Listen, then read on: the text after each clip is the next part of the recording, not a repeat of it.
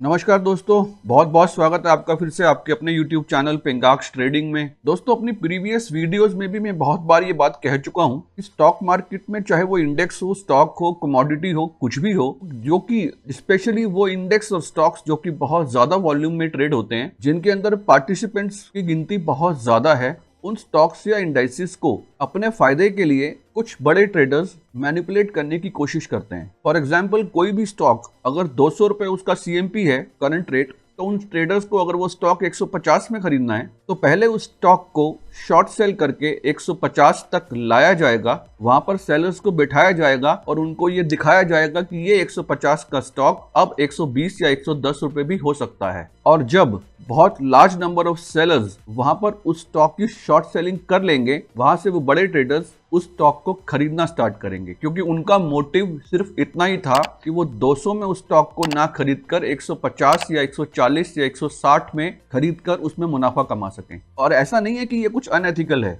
It's a part of business. But एक retail और small trader इन चीजों को नहीं समझ पाता है और ट्रैप हो जाता है। चलो, रिटेल ट्रेडर का तो इस चीज में ट्रैप होना मुझे समझ में आता है, बट मुझे हैरानी इस बात की होती है कि जब इतने बड़े बड़े यूट्यूबर्स या फिर कह सकते हैं कि ट्रेडर्स भी इस ट्रैप को पकड़ नहीं पाते हैं और कुछ भी, माफ कीजिएगा, कुछ भी उल्टे सीधे लेवल्स लोगों को दिखाने लगते हैं, बताने लगते हैं, जिससे और कुछ नहीं, सिर्फ उन रिटेलर्स का कंफ्यूजन ही बढ़ता है। हालांकि बहुत अच्छे और समझदार ट्रेडर्स एंड एनालिस्ट भी हैं यूट्यूब पर, लेकिन मैं आजकल ज्यादातर परसेंटेज उन लोगों की देख रहा हूं जिनको मार्केट के बारे में कुछ भी नहीं पता, जो कि सिर्फ मार्केट की आज की डायरेक्शन को देखकर ट्रेडर्स को कुछ भी एडवाइस करने लगते हैं। ये देखिए दोस्तों, ये निफ्टी का एक चार्ट है 15 मिनट्स का। गुरुवार 2 मार्च को लगातार निफ्टी गिर रही थी। बैंक निफ्टी की बात करूं तो बैंक निफ्टी ने भी लगातार एक डाउनसाइड का मूव दिखाया। ये देखिए, इस मूव को देखने के बाद मुझे बहुत हैरानी हुई कुछ ऐसे वीडियोस के थंबनेल्स और कुछ ऐसी पोस्ट को देखकर,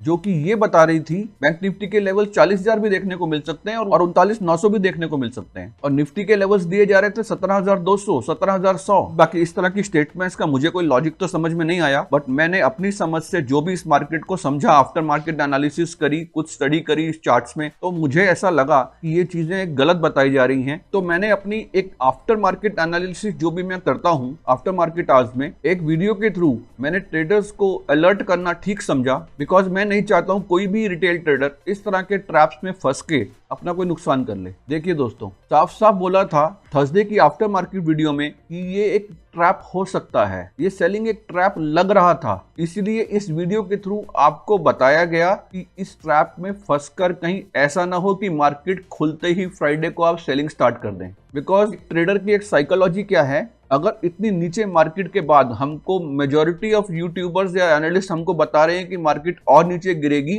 और हमको अगर गैप अप मिला है तो हमारे पास बहुत अच्छी अपॉर्चुनिटी है इस मार्केट को यहाँ से सेल करने की, उनकी इसी साइकोलॉजी के डर से मेरे को ये वीडियो बनाना पड़ा कि ये सेलिंग एक ट्रैप है, इसमें नहीं फंसना, ऐसा ना हो कि आप मार्केट खुलते ही फ्राइडे को सेलिंग स्टार्ट कर दें। ये देखिए दोस्तों, इस ट्रैप को बैंक निफ्टी ने इतने बढ़िया तरीके से प्रूव किया कि हाँ, वाकई वो एक ट्रैप था। निफ्टी में भी देखिए दोस्तों, इस ट्रैप को बिल्कुल भी वैल्यू ना देते हुए निफ्टी ने भी बहुत अच्छा शानदार मूव दिखाया ऊपर की तरफ। ये देखिए, अब कॉल्स और मैसेजेस तो बहुत आए मेरे को पूरा दिन फ्राइडे को, जब तक मार्केट बंद नहीं होगी तब तक मैं मैसेजेस और कॉल्स का रिप्लाई ही देता रहा। उन मैसेजेस और कॉल्स में सिर्फ एक ही सवाल था, सर मार्केट इतनी नीचे गिर गई थी थर्सडे को और 80% 90% लोग सिर्फ यही कह रहे थे कि अब नीचे के लेवल्स दोबारा से हमको देखने को मिलेंगे, तो ये सर कैसे आपने प्रेडिक्ट किया कि ये एक ट्रैप है। उनकी इन बातों से मुझे कुछ हैरानी नहीं हुई, बिकॉज उसमें उनका कोई फॉल्ट भी नहीं है। एक सिंपल सा लॉजिक मैंने उनको समझाया, वो मैं इस वीडियो के थ्रू आपको समझाने की कोशिश करता हूँ। जब भी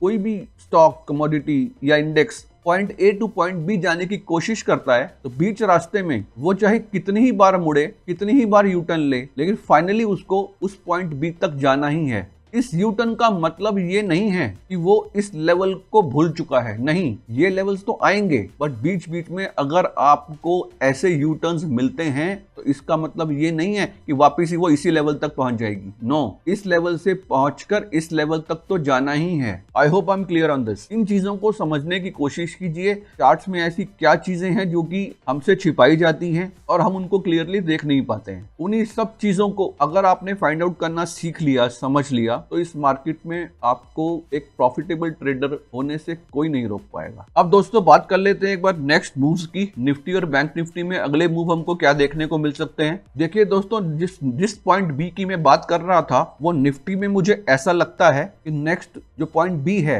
वो पॉइंट बी इसका 17,770 से 17,800 के बीच में हो सकता है। इस पॉइंट बी को भी क्रॉस अगर करने में कामयाब होती है निफ्टी, एक बार आपको 17,930 भी दिखा सकती है, जिसकी पॉसिबिलिटी दोस्तों मैं बता दूं मुझे बहुत कम लग रही है। मुझे जहां तक लगता है कि निफ्टी का एक बहुत अच्छा रेजिस्टेंस लेवल 17,750 से 17,800 के बीच है। यहां पर आकर निफ्टी एक पॉज ले सकती है। दोस्तों इन लेवल्स को आप प्रॉपर तरीके से नोट कर लीजिए, इस वीडियो को सेव कर लीजिएगा, नहीं तो ये जो लेवल्स मैं आपको बता रहा हूं निफ्टी के और अभी बैंक निफ्टी में भी बताऊंगा आपको, उन सभी लेवल्स को किसी पर्ची में लिख के अपनी जेब में डाल लीजिएगा। दोस्तों मैं किसी लेवल को अगर अपने वीडियो के थ्रू पर्ची में लिखकर जेब में डालने की बात करता हूं तो आप समझ जाइए कि कितना कन्विक्शन है चार्ट के ऊपर। और अगर उस पर्ची में लिखे हुए लेवल्स को आप अचीव होता हुआ ना देखें तो मुझे कमेंट में, किसी भी वीडियो के कमेंट में मुझे जरूर लिख के बताएं कि सर आपने ये लेवल बोला था और वो आया नहीं। ये तो हो गया एक फाइनल लेवल की बात। अगर मैं निफ्टी में इंटरडे लेवल्स की बात करूं, 17,500 के नीचे का एक बहुत अच्छा सपोर्ट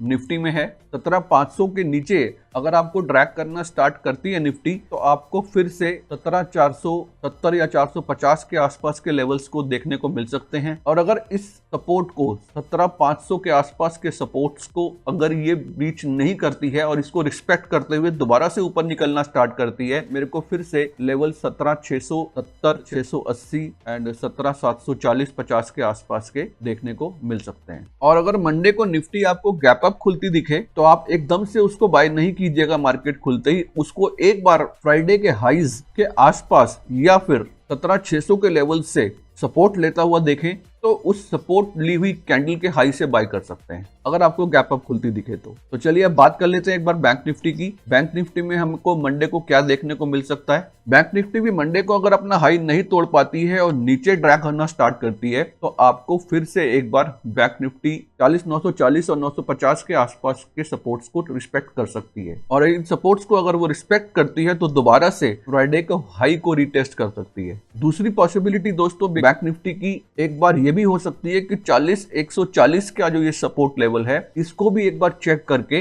दोबारा से ऊपर जाने को स्टार्ट कर सकती है। लेकिन वहां से मैं आपको बाइंग रिकमेंड नहीं करूंगा। अगर 40,140 से वो सपोर्ट लेकर ऊपर उठने की कोशिश करती है वहां से मैं आपको बाइंग रिकमेंड नहीं करूंगा। इसको बाइंग मत कीजिएगा। बाइंग या तो कीजिएगा जब ये 40,900, 930 के आसपास के सपोर्ट्स लेकर उठने की कोशिश करे तो बाइंग कीजिएगा, नहीं तो ये अगर अपने हाई को तोड़कर, फ्राइडे के हाई को तोड़कर और दोबारा से इसकी सपोर्ट लेने के बाद ग्रीन कैंडल बनती है तो उसके हाई से बाय कीजिएगा। बिकॉज मुझे बैंक निफ्टी में नेक्स्ट लेवल्स ये देखिए 41,500, 41,600 के आसपास के लग रहे हैं। जिस तरह से हमने निफ्टी में point A to point B की बात की थी उसी तरह से बैंक निफ्टी में भी पॉइंट बी मुझे ऐसा लगता है कि 41,570 और 41,600 के आसपास का हो सकता है, या फिर मैक्स टू मैक्स 41,800। तो ठीक है दोस्तों, इसी तरह से ट्रेड कीजिएगा आप निफ्टी और बैंक निफ्टी में या उनकी ऑप्शंस में। बहुत जल्दी मिलते हैं आपको नेक्स्ट वीडियो में। Bye bye, take care, happy weekend.